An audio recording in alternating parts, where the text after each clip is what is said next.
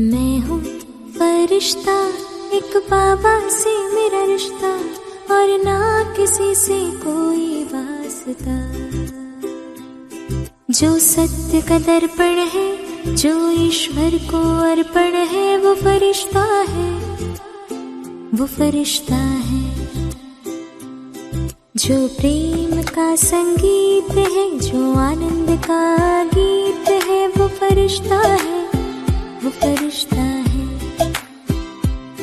जो प्रकाश का नर्तक है, जो नवयुग का सर्जक है, वो फरिश्ता है, वो फरिश्ता है।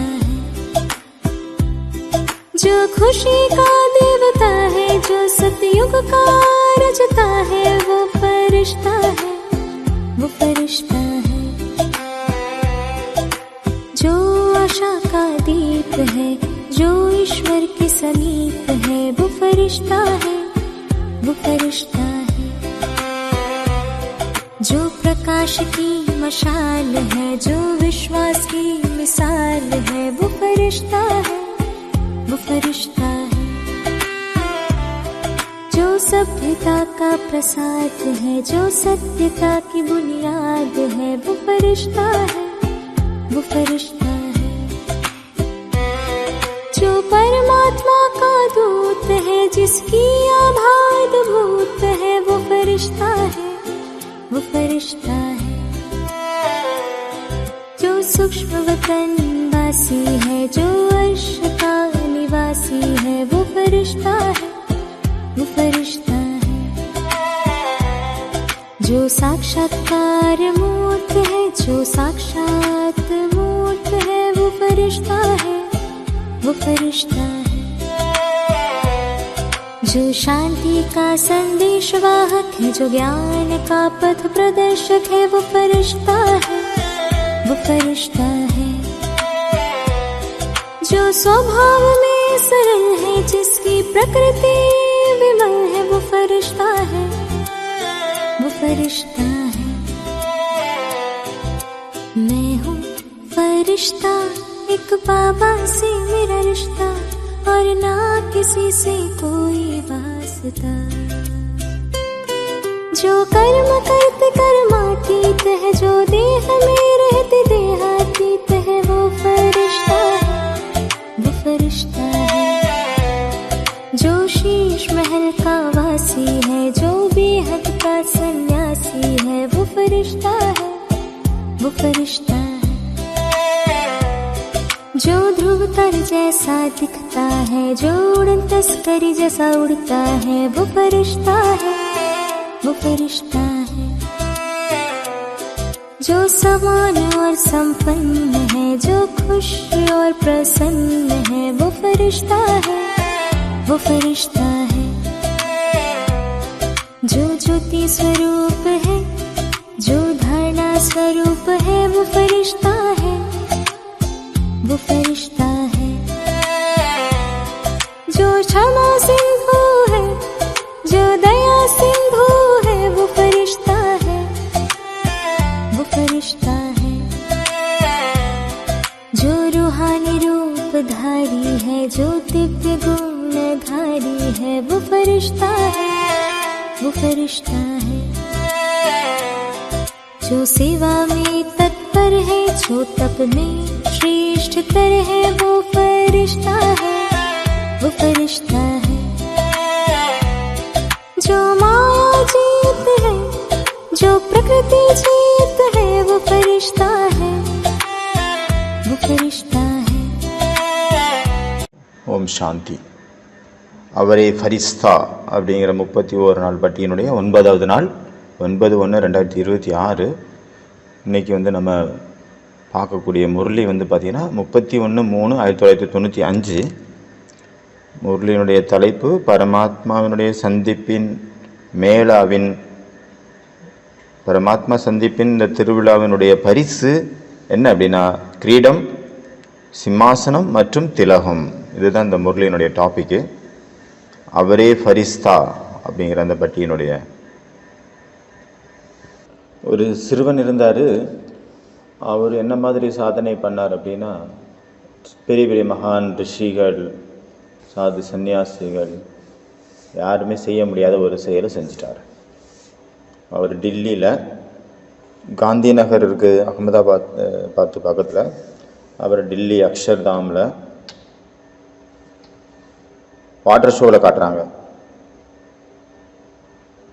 நச்சிகேதா அவங்க அப்பா ஒரு யாகம் பண்ணுறாரு. அந்த யாகத்தினுடைய ரூல்ஸ் என்ன அப்படின்னா, அவர்கிட்ட என்னெல்லாம் செல்வம் என்னெல்லாம் இருக்கோ அது எல்லாத்தையும் அது யஜ்யத்தில் ஸ்வாகா பண்ணணும், அதாவது தானம் கொடுக்கணும். இந்த பையன் ரொம்ப சின்ன பையன். அவர் என்ன புரிஞ்சிருக்காரு, என்னுடைய அப்பா அம்மா தான் என்னுடைய எல்லா சம்பத்தி, என்னுடைய செல்வம் என்னுடைய தாய் தந்தை தான். அப்போ அந்த பையன் நினைக்கிறான், என்னையும் எங்கள் தாய் தந்தை தானமாக கொடுத்துருவாங்க. அப்போ அவங்க அப்பா கிட்ட கேட்குறாரு, என்னை தானம் பண்ணுறீங்களா அப்படின்னு. அப்போ அவங்க அப்பாவுக்கு கோபம் வந்துடுது. அப்போ அவர் கோபத்தில் சொல்லிடுறாரு, நான் உன்னை யமராஜுக்கு தானம் கொடுக்குறேன் அப்படின்னு. அப்போ அந்த பையன் அதை சீரியஸாக எடுத்துக்கிறாரு. அவர் யமராஜுக்கு எங்கள் அப்பா என்ன தானம் கொடுத்துட்டாரு அப்படின்னு நினச்சிட்டு அவர் யமராஜரை தேடி போயிட்டார். அந்த யமதர்மராஜாவை தேடி தன்னுடைய பயணத்தை தொடங்கிட்டார். காடுகளில் தேடுறாரு, ஆறுகளை சுற்றி தேடுறாரு, சாப்பாடு குடிக்காமல் அப்படி அந்த தேடல்லே இருக்கிறாரு. ரெஸ்ட்டும் எடுக்கலை. ஆனால் ஒரே ஒரு திட நிச்சயம் இருந்தது, யமராஜரை எப்படியாவது தேடி கண்டுபிடிக்கணும், யமதர்மராஜாவை கண்டுபிடிச்சே தீரணும். ஏன்னா அவருக்கு நான் சமர்ப்பணம் ஆயிட்டேன், அவருக்காக நான் பாபா என்னுடைய அப்பா அவருக்கு தானம் கொடுத்துட்டாரு. இப்போ நான் யமதர்மராஜாவுடைய ப்ராப்பர்ட்டி. அப்புறம் ஒரு நாள் அவர் ஸ்தூலமான சரீரத்தை விட்டுட்டு சூட்சுமமான சரீரத்தோட யமராஜர்கிட்ட போயிடுறாரு.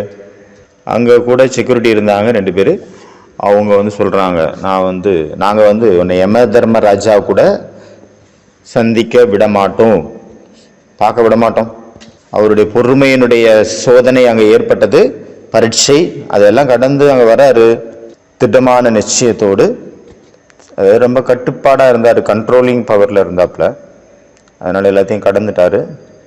யமதர்மராஜா பார்க்குறாரு, பையன் சின்ன வயசு தான் பையனுக்கு, ஆனாலும் அவனுடைய ஸ்திரத்தன்மை இங்கே வரைக்கும் கொண்டு வந்துச்சு, யமலோகம் வரைக்கும் சேர்ந்துட்டான். அப்புறம் வெளியே வராரு, அந்த பையன் நச்சிகேதா கிட்ட பேசுகிறாரு. அந்த சிறுவனுடைய ஸ்திதியை பார்த்து யமராஜர் ரொம்ப அட்ராக்ட் ஆகிட்டார். அப்போ அவர் சொல்கிறாரு, உனக்கு நான் 3 வரதானங்கள் கொடுக்குறேன், உனக்கு என்ன வேணுமோ நீ வாங்கிக்கலாம். வரதானம் கேட்குறாரு, என்னுடைய தந்தை என்ன ஒரு யஜ்யத்தை படைச்சாரோ அந்த யஜ்யத்தின் மூலமாக அவருக்கு பரமானந்தம் கிடைக்கணும் அப்படின்னு. அப்போ 2வது அந்த வரதானம் கேட்கல, அவருக்கு தேடினார் இல்லையா, அந்த தேடலில் அவருக்கு ஒரு கேள்வி எழுந்தது. அந்த கேள்விகளை அவர் கேட்குறாரு. ஆமாம், தேவி தேவதைகள் ஏன் பூஜைக்குரியவங்களாக இருக்கிறாங்க அப்படின்னு கேட்குறாரு. 2வது கொஸ்டின். 2வது சாய்ஸாக அவர் கொஸ்டின் கேட்குறாரு. 3வதும் கேள்வியாக கேட்குறாரு, இறந்த பிறகு ஆத்மாவினுடைய நிலை என்ன, ஆத்மா என்ன ஆகும் அப்படின்னு கேள்வி கேட்குறாரு. இதை நம்ம கூட கனெக்ட் பண்ணி பார்க்கும்போது, நம்ம கூட பக்தி மார்க்கத்தில் அளவிட முடியாத பக்திகள் செஞ்சோம், ரொம்ப கஷ்டப்பட்டு போராடி பக்தி பண்ணோம், பாபாவை நிறைய கூப்பிட்டோம், தேடணும், அலைஞ்சோம். அந்த பக்தியின் பலனாக பகவான் நம்மளை தேடி வந்துட்டார். நம்மவும் கேட்கவே இல்லை எப்படி கிடைப்பார் பகவான் அப்படின்ட்டு. எதோ சொன்னாங்களோ அதெல்லாம் நம்ம செஞ்சுட்டே இருந்தோம். இதை பண்ணணும், யாகம் தபம் ஜபம் எல்லாமே பண்ணோம். அந்த சின்ன பையன்கிட்ட, அந்த சிறுவன்கிட்ட எல்லாமே இருந்தது, ஸ்ரத்தை இருந்தது, பாவனை இருந்தது. அதனால் அவர் அடைஞ்சிட்டாரு. அதே போல் நம்ம கூட அவ்வளோ இதோட ஸ்ரத்தையோடு நம்ம பக்தி பண்ணோம். அதனால தான் பாபா நம்மளை தேடி வந்துட்டார். நமக்கு கூட பாபா பிராமண ஜென்மம் கொடுத்துருக்கிறார். அதனால நம்ம பாபாக்கிட்ட நம்ம எல்லாருமே சுப பாவனை வாங்குகிறோம், கேட்குறோம், சுப பாவனை கொடுக்குறோம். எப்படி அந்த பையன் அவங்க அப்பா அம்மா சுகமாக இருக்கணும் அப்படின்னு வரம் கேட்டாரோ, அதே போல் பரமானந்தமாக இருக்கணும், என்னுடைய தாய் தந்தை என்னுடைய குடும்பத்தில் உள்ள எல்லாருமே சுகம் சாந்தியோடு வாழணும் அப்படின்னு கேட்டார். அதே போல் நம்ம எல்லா ஆத்மாக்களுக்காகவும் சுகம் சாந்தி கொடுக்குறோம்.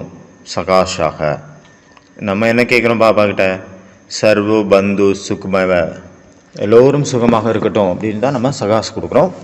அதே போல் இப்போ 2வது கொஸ்டின் என்ன கேட்டார், தேவி தேவதைகள் ஏன் சுகமாக இருக்காங்க, தேவி தேவதைகள் ஏன் அஜர் அமராக இருக்காங்க, ஏன் அவங்களுக்கு சாவே கிடையாது, அமரர்களாக இருக்காங்க. இதான் 2வது கேள்வி. 2வது வரத்தினுடைய கேள்வி. ஃபர்ஸ்ட் கேள்வி. பாபா நமக்கு புரிய வச்சாரு. ஸ்தூலம் ரீதியாக பார்த்தோம் அப்படின்னா சத்தியுகம் திரேதாயகத்தில் ராஜ்ய பதவி கிடைக்குது தேவதைகளுக்கு. அதனுடைய நினைவு சின்னமாக இருக்கக்கூடிய அந்த சிலைகளை வைத்து துவாபர கலியுகத்தில் கூட பூஜைகள் நடக்குது. இப்போ நம்ம சங்கம யுகத்தில் தேவதை ஆகிறதுக்காக ட்ரைனிங் எடுத்துகிட்டு இருக்கிறோம். தேவதைகள் ஸ்தூலமாக இருந்தாலும் சரி, சூட்சுமமாக இருந்தாலும் சரி, எல்லா ரூபத்திலையும் அமரர்களாக இருக்காங்க. அமர், அழியாதது.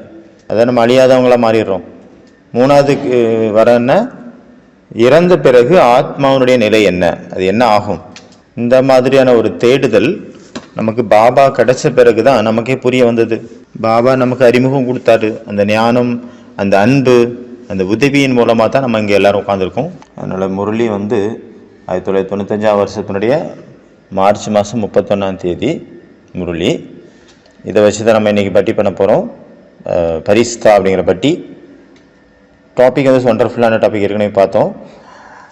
பரமாத்மாவுடைய சந்திப்பின் திருவிழா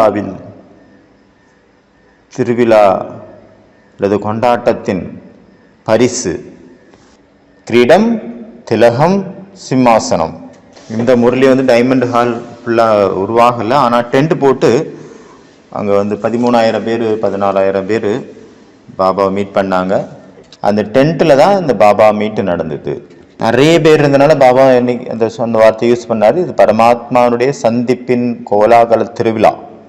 கோலாகலம், கொண்டாட்டம், திருவிழா, ஃபெஸ்டிவல். அதனால் பாபா அந்த முரளியில் சொல்கிறாரு, உங்களுடைய பாக்கியத்தின் ஸ்மிருதியை கண்டுபிடிங்க. பாபா எவ்வளோ நமக்கு அறிமுகம் கொடுத்துருக்கிறாரு. அதை வச்சு சுயம் பாக்யவிதாத்தா பாபா மூலமாக உங்களுடைய பிறப்பு ஏற்பட்டிருக்குது. நீங்கள் ஜென்மம் எடுத்துருக்கிறீங்க. பாபா மூலமாக நம்ம ஜென்மம் எடுத்துருக்கிறோம் அப்படின்னா நம்மளுடைய பாக்கியம் எப்படி இருக்கும்? சிரேஷ்டமானதாக இருக்கும், உயர்வானதாக இருக்கும், ஹையஸ்டாக இருக்கும். அந்த பாபா சொல்கிறாங்க, உங்களுடைய பாக்கியம் உயர்ந்ததிலும் உயர்ந்தது. பாக்கியவிதாத்தா மூலமாக நம்ம ஜென்மம் எடுத்தது தான் உண்மையிலேயே நம்பர் 1. ஞானம் இருக்குது, ஆனால் ஸ்மிருதி இல்லை. அதனால் உங்களுடைய பாக்கியத்தினுடைய ஸ்மிருதியை சதா விழிப்புணர்வோட வச்சுக்கோங்க. பாக்கியத்தினுடைய ஸ்மிருதியில் இருங்க. ஞானம் இருக்குது, ஆனால் அந்த ஸ்மிருதி இல்லாதனால அந்த குஷி இல்லை. நம்ம கனவுல கூட நினச்சி பார்த்துருப்போமா இந்த மாதிரி கூட நடக்கும் அப்படின்ட்டு. நானும் லௌகிகத்தில் இருக்கும்போது நினச்சிருக்கேன், யோ சிவன், என்னையா நீ 2 ஆளை மட்டும், முருகனுக்கு பிள்ளையாரை மட்டும் உன் பையனை வச்சுக்கிட்டா, அப்போ என்னையும் வச்சுக்க வேண்டியதுன்னா, இப்போ என்னை மட்டும் விட்டா நாங்களாம் அலையணும், அந்த பசங்க 2 பேரும் ஜாலியாக சுற்றணுமா? அவர் மயிலில் சுற்றுறாரு, இவர் எலியில் சுற்றுறாரு, நாங்கள் நடந்து போயிட்டுருக்கோம், என்னையும் உன் பிள்ளையா வச்சுக்க வேண்டியதானே அப்படின்னு நானே கேட்டிருக்கிறேன். லௌகீகத்தில், பக்தியில். என்ன ஒரு பாரபட்சம், 2 பேரை மட்டும் பையனாக வச்சுருக்கீங்க, அப்போ நாங்களாம் இந்த மாதிரி அப்போவே கேள்வி கேட்டிருக்கோம். யார், எந்த தந்தை மூலமாக நம்ம ஜென்மம் கிடைச்சதோ அந்த தந்தை தான், அவர் தான் நமக்கு அப்பாவாக இருக்கிறாரு, நம்ம டீச்சராக இருக்கிறாரு, சத்குருவாகவும் இருக்கிறாரு. சர்வ சம்பந்தங்களின் மூலமாக நம்ம கூடவே இருக்கிறாரு. பாபா சொல்கிறாங்க, அப்போ எவ்வளோ பெரிய பாக்கியம். ஆனால் குழந்தைங்க சாதாரணமாக புரிஞ்சுருக்காங்க. பாபா சொல்கிறாங்க, சதா நினைவு வச்சுக்கோங்க, என்னுடைய டீச்சர் யார்? சுயம் பகவான் இந்த நேரத்தில் இந்த பூமியில் அவதாரம் பண்ணி பிரம்மாவனுடைய உடலில் ஆத்மாவுக்களாகிய நமக்கு ஞானம் சொல்லிகிட்டு இருக்கிறாரு, பாடம் படிப்பு சொல்லி கொடுத்துட்ருக்கிறாரு அப்படிங்கிற நினைவில் இருங்க சதா. அந்த விழிப்புணர்வில், அந்த விழிப்புணர்வு இருக்கா இல்லை மறந்துட்டீங்களா? வேறு எந்த யுகத்திலேயாவது இது கிடைக்குமா? எந்த யுகத்திலையும் கிடைக்காது. இந்த சங்கம யுகத்தில் அதுவும் இப்போ தான் கிடைச்சிட்ருக்கு. இப்பொழுது இல்லையேல் எப்பொழுதும் இல்லை. உலகத்தில் முதல்ல படிக்கிறாங்க, ஸ்கூல் படிக்கிறாங்க, ஸ்கூலில் அப்புறம் டிகிரி கிடைக்குது, படிப்பு முடித்தோடனே டிகிரி கிடைக்குது. பாபா நமக்கு என்ன டிகிரி கொடுக்குறாரு? திரிகால தரிசி, 3 கண்களை உடையவர், 3 லோகத்திற்கும் அதிபதி ஆக மாத்துறாரு. அப்புறம் 3 காலத்தினுடைய ஞானம் கொடுக்குறாரு.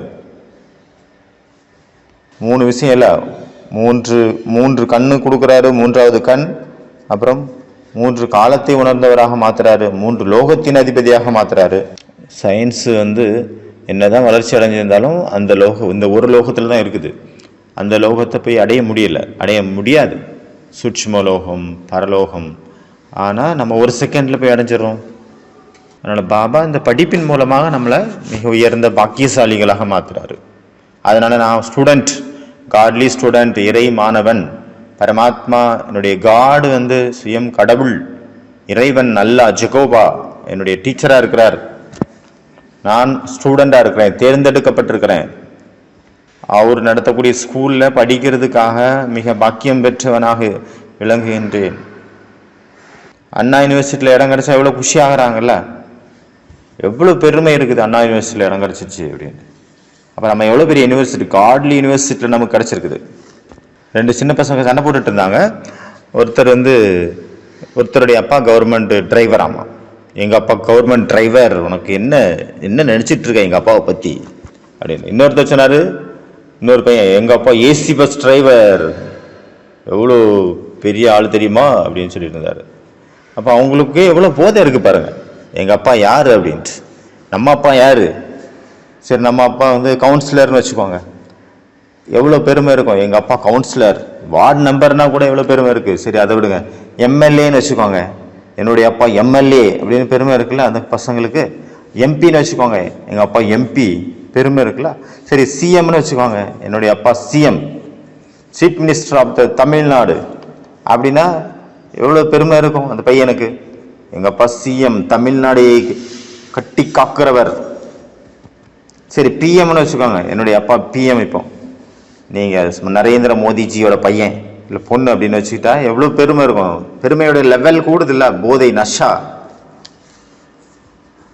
அதே போல் அமெரிக்கா பிரசிடண்டோட பையன் உலகத்தையே கண்ட்ரோலில் வச்சுருக்கிறவர், அவருடைய பையனா எவ்வளோ பெருமை இருக்கும் இல்லை. பெருமை அதிகமாகுதுல, அவங்க கால் கீழே இருக்குமா, மேலே பறந்துகிட்டே இருக்கும். முழு உலகத்தையுமே கண்ட்ரோலில் வச்சுருக்கக்கூடிய அமெரிக்கா அல்லது ரஷ்யா அவங்களுடைய பையனா அப்படின்னு பெருமை இருக்கும். ஆனால் இப்போ நம்ம வந்து யார், நம்ம அப்பா யார், அதை யோசிச்சு பார்க்கணும்ல. என்னுடைய அப்பா யார்?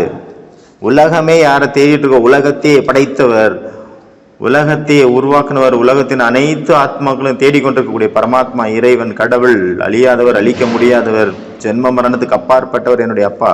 அப்போ நம்மளுடைய போதை யார், எப்படி இருக்கணும்? என்னுடைய அப்பா யார் அப்படின்னு அந்த போதையில் இருக்கும்போது தான் பாக்கியத்தினுடைய விழிப்புணர்வு ஏற்படும். பாக்கியமானது அங்கு முழிச்சுக்குது. இப்போ நம்ம சுயராஜ்ய அதிகாரி, நான் ஆத்மா சுயராஜ்ய அதிகாரி அப்படிங்கிற ஸ்மிருதியில் இருந்தோம் அப்படின்னா, அந்த ஸ்திதியில் நிலைச்சிருக்கும் போது எதிர்காலத்தில் விஸ்வராஜ்ய அதிகாரியாக மாறிடுவோம். அதனால பாபா சொல்கிறாங்க, உங்களுடைய பாக்கியத்தை பாருங்க. சுயம் டீச்சர், சுயம் பகவான் எனக்கு ராஜ்யத்தை கொடுக்கின்றார். அப்புறம் சத்குருவாக மாறி நமக்கு வரதானங்கள் கொடுக்குறார், மந்திரம் கொடுக்குறார். பாபா நமக்கு என்ன மந்திரம் கொடுத்தாரு? மன்மனா பவ. ராமானுஜர் ஸ்டோரி தெரியும்ல. ராமானுஜர் பார்த்தீங்கன்னா அவர் வந்து அவருடைய குருவுக்கு 11 வருஷம் அவருக்கு சேவை பண்ணார். அவருடைய சேவைகள் அவரை அதாவது குருவை வந்து ஒரு வயசானவர் இல்லையா, அவரை வந்து பார்த்துக்கணும், அவர் கை கால் அமைக்க விடணும், அவர் கரெக்டாக சமயத்துக்கு சாப்பாடு கொடுக்கணும், அவர் பூஜை பண்ணும்போது அதுக்கு முன்னாடி எல்லா ஏற்பாடும் பண்ணி வைக்கணும். இப்படின்னு ராத்திரி 11 மணி தூங்குறது வரைக்கும் அவர் ஏதாவது படிக்கும்போது அந்த தீபம் ஏற்றி வச்சு அதை பிடிச்சிட்டு இருக்கணும். அப்புறம் அவரை வந்து போத்தி விட்டு தூங்க வைக்கணும், காலையில் எழுப்பி விடணும். அவருக்கு அப்படி எல்லா சேவைகளையும் பண்ணிகிட்டே இருக்கிறாரு. அப்புறம் அவருடைய குரு வந்து ரொம்ப திருப்தி அடைஞ்சிட்டார். ஒரு நாள் சொல்கிறாரு, ராமானுஜா, நீ என்னை திருப்தி செய்து விட்டாய், இன்று உனக்கு நான் குரு மந்திரம் உபதேசம் செய்கிறேன், வா உனக்கு அப்படின்ட்டு காதில் சொல்கிறாரு. ஓம் நமோ நாராயணாய நமக சொல்லு, ஓம் நமோ நாராயணாய நமக. இந்த மந்திரத்தை நீ உனக்கு கிடைச்சதுனாலே நீ சொர்க்கத்துக்கு போயிடுவ அப்படின்ட்டு சொல்லிட்டு கொடுக்குறாரு. அவர் போயிடுறாரு, கோயிலுக்கு பூஜைக்கு போயிடுறாரு. அப்போ அவர் ராமானுஜர் எல்லாத்தையும் கூப்பிட்றாரு, வாங்க வாங்க வாங்க வாங்க எல்லாரும் வாங்கோ, அக்ரகாரத்தில் உள்ள வாழ வாங்கோ, நான் உங்களுக்கு இப்போ ஒரு மந்திரம் சொல்ல போகிறேன், அந்த மந்திரத்தை நீங்கள் கேட்டீங்கன்னா சொர்க்கம் போயிடலாம் அப்படின்னாரு. யாருக்கா சொர்க்கம் போகணுமோ அவங்களாம் வாங்க அப்படின்ட்டு. அப்போ எல்லாம் வந்து நின்றுட்டாங்க, எல்லாரும் வந்துட்டாங்க. அது ஓம் நமோ நாராயண அப்படின்ட்டு சொல்லிட்டு போயிட்டார்ல. அப்போ இது வந்து நீ மற்றவங்களுக்கு சொல்லக்கூடாது, யாருக்கும் சொல்லக்கூடாது, சொன்னால் நீ நரகத்துக்கு போயிடுவ அப்படின்ட்டு. நரகத்துக்கு போயிடுவா அம்பி அப்படின்னு சொல்லிட்டு போயிட்டாரு. இவர் எல்லாத்தையும் கூப்பிட்டு உங்களுக்கு எல்லாம் சொர்க்கம் போகணுமா அப்படின்னா சொல்லுங்கள் ஓம் நமோ நாராயணா அப்படின்னு சொல்லிட்டாரு. ஓம் நமோ நாராயணான்னு எல்லாம் சொல்லிட்டாங்க. அப்போ குரு அங்கே வராரு. டேய் ராமானுஜா, என்ன காரியம் செஞ்சுட்டு உனக்கு குரு கொடுத்த மந்திரத்தை நீ ஊருக்கே சொல்லிட்டியா, நீ நரகந்தான் போவ அப்படின்ட்டுருவார். உடனே அவர் சொல்கிறார், ராமானுஜர் ஐயா குருவே, நான் ஒருத்த நரகம் போய் இத்தனை பேர் கேட்டாலே வாலாம் சொர்க்கம் போவாள்லே அப்போ நல்லது தானே, இத்தனை பேர் சொர்க்கம் போனால் நான் ஒருத்தன் நரகம் போனால் பரவாயில்ல அப்படின்ட்டு அவ்வளோ ஒரு உயர்ந்த மனப்பான்மை. அவரால் தான் அந்த மந்திரம் அந்த உலகத்துக்கு கிடைச்சது அப்படின்னு சொல்கிறாங்க. அதனால தான் அவருக்கு எம்பெருமான் அப்படின்னு பேர் கட்டடிச்சது. அப்போ அந்த குரு பார்த்தீங்கன்னா அவர் காலில் விழுந்து அவருக்கு சிஷ்யர் ஆயிட்டாரு இந்த ராமானுஜருக்கு. ஆஹா, நான் எனக்குள்ளேயே வச்சுட்டு இருந்தேனே, நீ உன்னை போல நான் யோசிக்காம போயிட்டேனே, எல்லாரும் சொர்க்கத்துக்கும் போட்டு நினைச்சியே, நீ எனக்கு குரு அப்படின்ட்டு குருவே சிஷ்யனுக்கு குரு ஆயிட்டாரு. அந்த மாதிரி மகிமை அது எத்தனை வருஷம், 11 வருஷம் போராடி அதுக்கு பிறகு கொடுத்தாரு ஒரு மந்திரம், ஒரு சின்ன மந்திரம், ஒரு சின்ன ஒரு வரதானம். நமக்கு பாபா என்ன மந்திரம் கொடுக்குறாரு, மன்மனாபவ. அதுக்கு பிறகு வரதானங்களுடைய லிஸ்ட் நிறைய இருக்குது. டெய்லி வரதானம் கொடுக்குறாரு. எந்த ஒரு ஃபாலோவர்ஸுக்கும் அவங்க குரு மூலமாக இவ்வளோ வரதானங்கள் கிடைக்காது. பார்த்தால ஸ்டோரியில் அது ஒரு வரதானம் கிடைக்கிறதுக்கே, ஒரு மந்திரம் கிடைக்கிறதுக்கே எவ்வளோ போராட்டம். நமக்கு பாபா டெய்லி ஃப்ரீயாக கொடுத்துட்ருக்காரு, ஈஸியாக கிடைச்சிட்ருக்கு. அதனால் அதுக்கு மகிமை தெரியலை நமக்கு. அப்போ அவன் புத்தர் 14 வருஷம் தவம் பண்ணார், அத்தனை வருஷம் போராடி தவம் பண்ணி இருக்கணும். அப்புறம் இந்த ராமானுஜர் பார்த்தா இத்தனை வருஷம் கஷ்டப்பட்டார். அப்படி ஒவ்வொருத்தராக எல்லாருடைய லைஃப்லேயும் அவ்வளோ போராடி தான் அவங்க கண்டுபிடிச்சாங்க, அந்த நிலையை அடைஞ்சாங்க. அதே மாதிரி நம்மளும் போராடி இருந்தால் அதனுடைய மகத்துவம் தெரிஞ்சிருக்கும். நமக்கு ஈஸியாக கிடைச்சனால அதனுடைய மகத்துவம் நமக்கு தெரியல. அதனால் அந்த போதை இருக்கணும். பரமாத்மா எனக்கு அப்பா, டீச்சர், குருவாக இருந்து என்னை வளர்த்துட்டு இருக்கிறார். அப்போ அந்த குஷி முகத்தில் தெரியணும். குஷியினுடைய அளவு, டெம்பரேச்சர், அந்த அளவு மானியானது அதிகமாயிட்டே இருக்கணும், கூடிட்டே இருக்கணும். பாபா சொல்கிறாங்க, என்னுடைய ஒவ்வொரு குழந்தையும் ராஜா குழந்தை. ராஜாவுடைய ஸ்திதி எப்படி இருக்கும், நம்பர் 1ல் இருக்கும். அடுத்தது 2வது பார்த்தீங்கன்னா பரிஸ்தா என்றால் நம்பர் 1 ஸ்திதி. நம்பர் 1 ஸ்திதி எப்போ வரும்? அதனால் பாபா ஸ்பெஷலாக இந்த திருவிழாவில், இந்த கொண்டாட்டத்தில் பரிசாக கொடுக்குறாரு 3 விஷயங்கள்: திலகம், கிரீடம் மற்றும் சிம்மாசனம். நீங்கள் சுயராஜ்ய அதிகாரி ஆத்மாக்கள் என்ற ஸ்மிருதியினுடைய திலகம். அடுத்தது நான் ஆத்மா, சுயத்தின் ராஜ்ய அதிகாரி. இதுதான் இந்த ஸ்மிருதி அப்படிங்கிற திலகம். 2வது விஸ்வ கல்யாணிகாரி, உலக நன்மையாளர் அப்படிங்கிற பொறுப்பினுடைய கிரீடம் கொடுக்குறாரு. பாபா எதுக்கு வந்திருக்காரு? முழு உலகத்தையும் தூய்மையாக்குறதுக்காக வந்திருக்கிறாரு. அதனால நம்மளும் அந்த பொறுப்பு அப்படிங்கிற கிரீடத்தை வச்சு அவருக்கு நம்ம ஹெல்ப்பராக மாறுறோம், உதவியாளராக மாறுறோம். அப்போ பாபாவனுடைய இதே சிம்மாசனதாரிகளாக மாறிடுறோம். இதே சிம்மாசனத்தில் உட்காரக்கூடியவங்கள, அவருடைய மனசில் இடம் பிடிக்கக்கூடியவங்களா மாறிடுறோம். அப்போ சிம்மாசனம் என்ன? பாபாவனுடைய மனம் அப்படிங்கிற சிம்மாசனம். அவர் மனசுலேயே இடம் கொடுத்துட்டார் அப்படின்னா வேற என்ன வேணும்? பாபா சொல்கிறாங்க, சுயராஜ்ய அதிகாரியாக இருக்கணும், தன்னுடைய கர்மேந்திரியங்களுக்கும் ஞானேந்திரியங்களுக்கும் அடிமையாக கூடாது. 63 ஜென்மமாக அடிமையாக தானே இருந்தீங்க, இப்போ ராஜா ஆகுங்க. இப்போ ராஜ்யம் செலுத்த வேண்டிய நேரம். இந்த ஒரு ஜென்மம் தான் ராஜ்யம் செலுத்த முடியும். தன்னுடைய மனம், புத்தி, சமஸ்காரங்கள், மெய், வாய், கண், மூக்கு, செவி, அதன் மீது நம்மளுடைய உயர்ந்த ஸ்திதியின் ஸ்மிருதியின் மூலமாக மாயாவினுடைய அடிமைத்தனத்திலிருந்து நம்மளை விடுவிக்க முடியும். பாபா சொல்கிறாங்க, மாயா கூட ஃபைட் பண்ணுறீங்க அப்படின்னா, ஃபைட்ஸ் யார் பண்ணுவாங்க? சத்திரியர்கள் தான் பண்ணுவாங்க. ஆனால் பிராமணர்கள் என்ன பண்ணுவாங்க? பிராமணர்கள் ஆனந்தமாக இருப்பாங்க. சத்திரியர்கள் ஃபைட் பண்ணுறாங்க, பிராமணர்கள் யோகிகள். நம்ம என்னவாகணும்? நீங்கள் யோத்தா கிடையாது, ஃபைட்டர்ஸ் கிடையாது, யோகிகள். தன்னைத்தானே தன்னன் மீது அதிகாரம் செலுத்தணும். ஆகையினால ஞானம் மட்டும் பத்தாது, கூடவே யோகமும் இருக்கணும். யோகத்தில் கூட அன்பு இருக்கணும் பாபா மேலே. அப்போ தான் நம்ம பரிஸ்தாவாகி பறக்க முடியும். கூடவே மரியாதை புருஷோத்தமர்களாக ஆகணும். பாபாவுடைய என்னெல்லாம் ஸ்ரீமத் கொடுக்குறாரோ அது எல்லாத்துக்குமே ஆஞ்சி ஆகட்டும் ஐயா, அப்படியே செய்கிறேன் ஐயா அப்படின்னு சொல்லணும். சொன்னால் மட்டும் போதாது, அதன்படி நடக்கணும். பாபா என்னெல்லாம் காய்தா கொடுக்குறாரோ அதில் தான் பாய்தா, என்னெல்லாம் ரூல்ஸ் கொடுக்குறாரோ அதில் தான் நன்மை. இந்த பாய்தாவினுடைய காய்தா நம்மளை தடையற்றவர்களாக மாற்றிவிடும். அதாவது சட்டத்தினுடைய லாபம் என்ன அப்படின்னா, நம்மளை தடையற்றவர்களாக மாற்றிடும். இந்த ரூல்ஸ், அந்த ஸ்ரீமத் நம்மளை தடைகளை வென்றவர்களாக மாற்றிவிடும். அதனால் இந்த நம்பர் 1 ஆத்மாக்களுடைய மனநிலை எப்படி இருக்கும், ஸ்திதி எப்படி இருக்கும்? எவர் ரெடியாக இருப்பாங்க, எப்பவும் ரெடி, தயாராக இருப்பாங்க. அப்போ 3வது ஃபரிஸ்தா என்றால் எவர் ரெடி. ஃபரிஸ்தா என்றால் எப்பவுமே தயாராக இருக்கிறவங்க. யாரை கேட்டாலும் சொல்லுவாங்க பாபா குழந்தைங்க, வயசானவங்க. யூத்து சொல்ல மாட்டாங்க, வயசானவங்க சொல்லுவாங்க. எவர் ரெடியா அப்படின்னு. ரெடியா அப்படின்னு கேட்டால் ரெடி பாப்பா, கூட்டிகிட்டு போங்க எங்களை அப்படின்னு சொல்லுவாங்க. எல்லா மாதாஸும் சொல்லுவாங்க, வயசான பிரதர்ஸும் சொல்லுவாங்க. ஆனால் பாபா என்ன சொல்கிறார், அதெல்லாம் ரெடி இல்லை, உங்களுக்கு இந்த உலகத்தில் ஒரு கஷ்டம் தாங்கலன்னொன்னே போகிறேன் நான் அப்படின்னு சொன்னால் எப்படி? அந்த ரெடி கிடையாது. சரி, இங்கேருந்து நான் உங்களை அங்கே கூட்டிகிட்டு போனால் கூட அங்கே போய் நீங்கள் தேவதைகளாக வாழ்கிறதுக்கு தகுதியானவங்களா ஆயிட்டீங்களா? யாருடைய குறையும் பார்க்காம இருக்கிறீங்களா? யாரையும் குறை சொல்லாமல் இருக்கீங்களா? அவகுணங்களை பார்க்காம இருக்கீங்களா? முதல்ல உங்களுடைய இனிமைத்தன்மை நிறைஞ்சிருச்சா? சக்தி நிறைஞ்சிருச்சா? ஆட்சி பண்ணுறதுக்கான சக்தி குணங்கள் நிறைஞ்சிருச்சா? சும்மா எவரடின்னு கை தூக்கிட்டு ரொம்ப போதை மாதாஸுக்கு ரொம்ப போதையில் சொல்லுவாங்க, நான் ரெடி.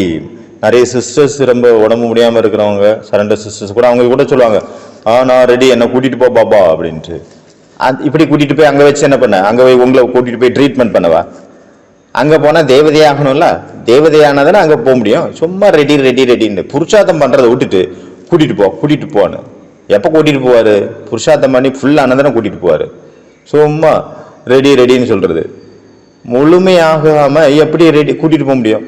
இது கூட தெரியல நிறைய மாதாஸுக்கு. அவ்வளோ இன்னசென்ட்டாக இருக்காங்க. ரெடின்னு கை தூக்குறது. பாபா என்ன சொல்கிறாரு, அந்த ரெடி கிடையாது. எல்லா குணங்கள் சக்திகளில் நிறைஞ்சிருந்தீங்களா? எப்படி 3 தாதிகளை பார்த்தோம்லாம், விசேஷமாக 3 தாதிகளை, அவங்க எவ்வளோ ஃபுல்லாக இருந்தாங்க, ரெடியாக இருந்தாங்க. ஆனால் கூட பாபா கூட்டிகிட்டு போகல, அவங்கள சேவையில் யூஸ் பண்ணிட்டு இருந்தார். எவ்வளோ வயசான வரைக்கும் 103 வயசு வரைக்கும் அந்த அம்மா வச்சுருந்தாரு அனை தாதியை. அவங்கள கூட்டிகிட்டு போகல, அவங்க சேவை தேவை அப்படின்னு. அதே மாதிரி பிரகாஷ்மணி தாதி எவ்வளோ முடியாமல் இருக்கிற நிலைமையில கூட அவங்கள வச்சு சேவை பண்ணார் பாபா. அப்புறம் குல்சார் தாதி எவ்வளோ வயசு வரைக்கும் வச்சுருந்தாரு. இப்படி ஒவ்வொருத்தவங்களையும் அவங்களுடைய திறமைகளை பாபா யூஸ் பண்ணாரு. அவங்க ரெடியாக இருந்தும் கூட, ரெடி ஆயிட்டாங்க ஆல்ரெடி, ஆனாலும் வச்சுருந்தாரு. நீங்கள் அந்த அளவு ரெடி ஆயிட்டீங்களா? உங்களை பார்த்தா தாதி லெவல்களுக்கு இன்னும் ரெடியாகவே இல்லை, முழுசாகவே இல்லை. அதுக்குள்ளே ரெடின்னு சொன்னால் எப்படி? முதல்ல தன்னைத்தானே எல்லா சக்திகள் குணங்களால் நிறைங்க, அப்புறமா சொல்லுங்க நான் ரெடி. நீங்கள் எதுக்கு சொல்லணும்? அது பாபாவுக்கே தெரியும், கூட்டிகிட்டு போயிடுவாரு. சும்மா ரெடின்னு கைது, என்னை கூட்டிகிட்டு போன்னு சொன்னால் அப்போ அது பலவீனத்தின் அடையாளம். இந்த உலகத்தை பார்த்து பயந்து ஓடுற மாதிரி. சங்கமத்தில் பாபா இருக்காரு, அவரு கூட என்ஜாய் பண்ணுறதை விட்டுட்டு கூட்டிகிட்டு போனால் அப்போ நான் பாபாவை கூட என்ஜாய் பண்ணுறது எங்கே போய் பண்ணுவீங்க? இங்கே தான் பண்ண முடியும். பாபா சொல்கிறாங்க, இங்கே நீ மதுபனுக்கு வந்தீங்க, மதுபனுக்கு வர்றதுக்கு முன்னாடி எல்லா ஏற்பாடும் பண்ணிட்டு தானே வந்தீங்க. முன்னேற்பாடு எடுத்தோன்னு அப்படி வந்துடல, போகணும்னு முடிவு எடுத்தீங்க. அப்புறம் சிஸ்டர்கிட்ட சொன்னீங்க, அப்புறம் டிக்கெட் எடுத்தீங்க, அப்புறம் லக்கேஜ் எல்லாம் ரெடி பண்ணீங்க. குளிர் சீசன்னா அதுக்கேற்ற மாதிரி ட்ரெஸ் வாங்கினீங்க, 2 set dress, white dress ready பண்ணீங்க. அங்கே ஷூ போடணும், ஷாக்ஸ் போடணும், ஸ்வெட்டரு, மப்ளரு, பெட்ஷீட்டு, ட்ராவலிங்க்கு என்னெல்லாம் வேணும். அப்புறம் அங்கே துணி துவைக்க முடியாது, அதனால எக்ஸ்ட்ரா துணி எடுத்துகிட்டு போகணும். அங்கே கிளைமேட் வேறு சேஞ்ச் ஆகுது, அதுக்கேற்ற மாதிரி ஒவ்வொன்றுக்கும் பிளான் பண்ணி நம்ம எடுத்துகிட்டு போகணும். அதனால் பாபா அதில் கேட்குறாரு, நான் இப்போ வீட்டுக்கு போகலாம் அப்படின்னு சொன்னால் எல்லோரும் ரெடியா? ஒரு செகண்டில். இந்த முரளி 1995 நடத்தின முரளி, 30 வருஷம் ஆச்சு. அந்த நேரத்துலேருந்தே பாபா எவரிடியினுடைய பாடத்தை சொல்லிக் கொடுக்க ஆரம்பிச்சிட்டார். இன்னைக்கு 30 வருஷம் கழிச்சு கூட அதே வாணியை மறுபடியும் ரிப்பீட் பண்ணுறாரு. டைம் பக்கத்தில் இருக்குது அப்படின்னு புரிய வைக்கிறாரு. அந்த நேரத்தில் யாரெல்லாம் பாபாவுடைய எதிரில் இருந்தாங்களோ மகாரதிகள், அவங்க இப்போ இல்லை. இப்போ மகாரதிகள் நமக்கு தான் சொல்லிட்டு இருக்காரு. பாபா சொல்கிறாங்க முரளியில், எல்லாருக்கும் ஒருத்தருக்கு நீங்கள் லேட்டாக வந்தீங்க அப்படிங்கிறதுக்கு அவங்களுக்கு எக்ஸ்ட்ரா டைம் கொடுக்க மாட்டோம். எல்லாருக்கும் முடிவிற்கான நேரம் ஒரே டைம் தான், மொத்தமாக சுருட்டிட்டு போக வேண்டியதான். பாபா சொல்கிறாங்க, இதற்காக என்ன ப்ராக்டிஸ் பண்ணோம்? தயாராக எவரடி ஆகணும்னா என்ன ப்ராக்டிஸ் பண்ணணும்? அசிரியரி ப்ராக்டிஸ் பண்ணணும். ஒரு செகண்டில் ஆத்மா தேகத்திலேருந்து விடுபட்ட நிலை, ஒரு செகண்டில் ஆத்மா இந்த உடல்லேருந்து விடுபட்டு எல்லா கவர்ச்சிகளிலிருந்து விடுபட்ட முக்தி நிலை. நான் ஆத்மா முக்தி அடைந்த அசரீரி ஆத்மா. பாபா குழந்தையானோடனே ப்ராமிஸ் பண்ணீங்களா, நாங்கள் பாபா கூட சேர்ந்து போவோம். ரிட்டன் போகும்போது யாரெல்லாம் ஒரு செகண்டில் உடனே பாபா சொன்னதெல்லாம் செஞ்சாங்களோ, அது ஸ்வீகாரம் பண்ணிட்டு நடைமுறைப்படுத்தினாங்களோ, அவங்க பாபாவனுடைய பிரம்மா பாபாவனுடைய துணைவர்களாக மாறிட்டாங்க. அப்போ சத்தியுகத்துக்கு போயிட்டாங்க. யார் இன்னும் கொஞ்சம் டைம் வேணும், நான் ரெடி ஆகலை அப்படின்னு புரிஞ்சிட்டு இருந்தாங்க. இல்லைன்னா ரெடி ஆகாதவங்களாக இருந்தாங்களோ அவங்க எல்லாம் திரேதாயுகத்துக்கு போயிட்டாங்க. யாராவது திருவிழாவுக்கு போகிறாங்க, இல்லை ஏதாவது புது ஃபங்க்ஷனுக்கு போகிறாங்கன்னா அங்கே கிஃப்ட் கொடுக்குறாங்க. அதே போல் பாபாவை பார்க்க வந்திருக்கிறீங்க, பாபா கூட கிஃப்ட் கொடுத்துருக்குறாரு. திலகம், கிரீடம், சிம்மாசனம், அதை கூடவே எடுத்துகிட்டு போங்க, விட்டுட்டு போயிடாதுங்க. 1 எடுத்துகிட்டு போனேன், 2 எடுத்துகிட்டு போனேன், 3வது எடுக்காம மிஸ் பண்ணிட்டேன் அப்படி இருக்கக்கூடாது. முனையுமே எடுத்துகிட்டு போயிருங்க, கூடவே வச்சுக்கோங்க, ஸ்மிருதியில் வச்சுக்கோங்க. பாபா என்ன ஒரு கிஃப்ட் கொடுத்தாரு நமக்கு இந்த திருவிழாவில்? திலகம், கிரீடம், சிம்மாசனம். திலகம் அப்படின்னா என்ன? ஸ்மிருதி. நான் ஆத்மா, சுயத்திற்கு ராஜா, சிராஜ் அதிகாரி ஆத்மா அப்படிங்கிற ஸ்மிருதியினுடைய திலகம் கொடுத்தாரு. ஸ்மிருதி தான் இங்கே திலகம். நீங்கள் ஒரு ஆத்மா, மனம், புத்தி, சமஸ்காரம், 5 இந்திரியங்களுக்கும் ராஜா, சுயராஜா, சுயத்தின் ராஜா அப்படிங்கிற ஸ்மிருதியை கொடுத்தாரு. கிரீடம் என்னது? கிரீடம் உலக நன்மை, விஸ்வ கல்யாணக்காரி அப்படிங்கிற கிரீடம், பொறுப்பு கிரீடம். உலகத்துக்கே நன்மை செய்யணும் அப்படிங்கிற கிரீடம். அப்புறம் பொறுப்புங்கிற கிரீடம், பொறுப்பின் கிரீடம். அப்புறம் சிம்மாசனம் என்ன? பாபாவுடைய மனம் அப்படிங்கிற சிம்மாசனம், இதய சிம்மாசனம். இதன் மூலமாக நம்ம என்ன ஆகிறோம்? ராஜா ஆகிறோம், ராஜா குழந்தைகள் ஆகிறோம். இதற்காக என்ன ஸ்மிருதி இருக்கணும்? தன்னுடைய பாக்கியம், நான் என்ன ஒரு பாக்கியத்தை அடைஞ்சிருக்கிறேன் அப்படிங்கிற உயர்ந்த ஸ்மிருதி இருக்கணும் ஃபஸ்ட்டு. அப்போ தான் ஃபரிஸ்தா ஆக முடியும். அப்புறம் எவரடி ஆகணும், அப்புறம் ஃபரிஸ்தா ஆயிடுவோம். ஃபரிஸ்தா ஆயிட்டோம் அப்படின்னா தேவதை ஆயிடுவோம். அதனால் இந்த முரளியில் பாபாவுடைய மெயின் ஃபோக்கஸ் எவர் ரெடி, சதா தயாராக இருக்கிறது, ரெடியாக இருக்கிறது. எப்பவும் ரெடி, எப்போ வேணாலும் ரெடி, எதுக்கும் ரெடி. வீட்டுக்கு போகிறதுக்கு மட்டும் இல்லை, சேவையாகட்டும், யோகா ஆகட்டும், என்ன ஒரு காரியமாக இருந்தாலும் அதுலேயும் எவர் ரெடியாக இருக்கணும். வீட்டுக்கு பரந்தாமத்துக்கு போகிறது மட்டும் நான் ரெடி ரெடி ரெடி, இந்த ஒரு சேவை செய்யனா ஐயோ ரெடி இல்லை, அப்படி கிடையாது. அம்மா எப்படி அல்வா பண்ணுங்கன்னா அல்வா பண்ணவே தெரியாது அவங்களுக்கு. அல்வா பண்ணணுன்னு ஆஞ்சி ரெடி, உடனே போய் செஞ்சுட்டாங்க, நல்லா இருந்தோ இல்லையோ, அந்த மாதிரி. अच्छा, ओम शांति।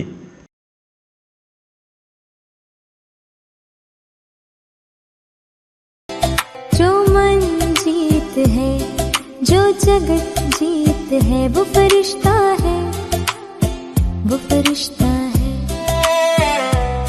जो अमूल्य हीरा है, जो दुआओं से घिरा है, वो फरिश्ता है, वो फरिश्ता है। जो आकर्षण मूर्त है, जो सफलता मूर्त है, वो फरिश्ता है, वो फरिश्ता है।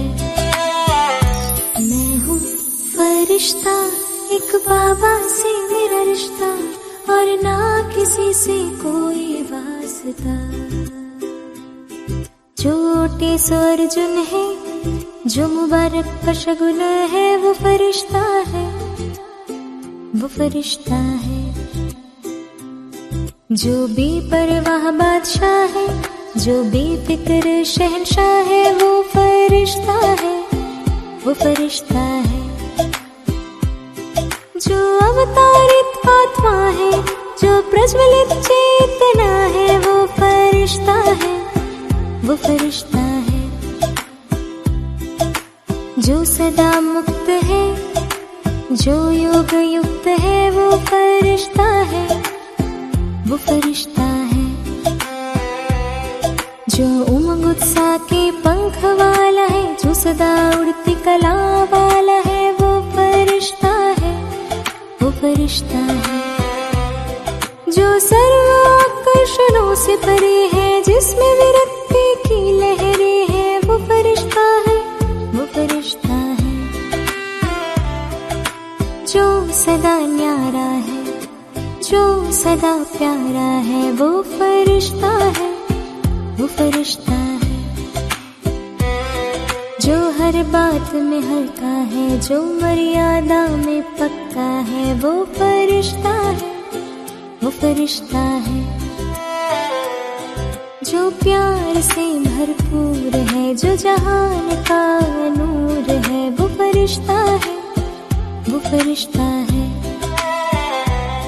जो अखंड महादानी है, जो अखंड वरदानी है, वो फरिश्ता वो फरिश्ता है। जो अभी अभी आता है, जो अभी अभी जाता है, वो फरिश्ता है, वो फरिश्ता है। जो सिद्धि स्वरूप है, जो स्मृति स्वरूप है, वो फरिश्ता है, वो फरिश्ता है। मैं हूँ फरिश्ता, एक बाबा से मेरा रिश्ता, और ना किसी से कोई वास्ता। जो एक की याद में है, जो एक के साथ है, वो फरिश्ता है, वो फरिश्ता है। जो श्वेत वस्त्रधारी है, जो दिव्य शस्त्रधारी है, वो फरिश्ता है, वो फरिश्ता है।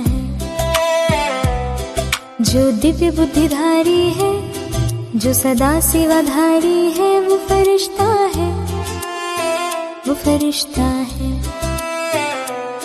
जिसका हर कर्म योग है, हर पल एक प्रयोग है, वो फरिश्ता है, वो फरिश्ता है। जो इच्छाओं को पूर्ण करता है, जो तृष्णा को मिटाता है, वो फरिश्ता है, वो फरिश्ता है।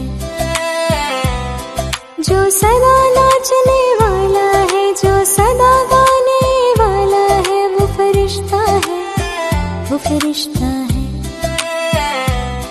जो प्रकाश के घेरे में रहने वाला है, जो साक्षी हो सकाश देने वाला है, वो फरिश्ता है, वो फरिश्ता है। जो सब रिश्तों से परे है, जो हरे मन के अंधेरे है, वो फरिश्ता है, वो फरिश्ता है। जो बंधन मुक्त है, जो जीवन मुक्त है, वो फरिश्ता है, वो फरिश्ता है। जो विजयी वीर है, जो धीर गंभीर है, वो फरिश्ता है, वो फरिश्ता है। जो सदा उपराम है, जो सदा एक रस है, वो फरिश्ता है, वो फरिश्ता है। जो पुरुषों में उत्तम है, जो मर्यादा पुरुषोत्तम है, वो फरिश्ता है, वो फरिश्ता है। मैं हूँ फरिश्ता, एक बाबा से मेरा रिश्ता, और ना किसी से कोई वास्ता। जो ऊंची मंजिल पर ले जाता है, जो अंधेरों में दीप जलाता है, वो फरिश्ता है, वो फरिश्ता है। जो दृष्टि से सृष्टि बदलने वाला है, जो वृत्ति से वातावरण बनाने वाला है, वो फरिश्ता है, वो फरिश्ता है। जो अव्यक्त रूप धारी है, जो लाइट का ताजधारी है, वो फरिश्ता है,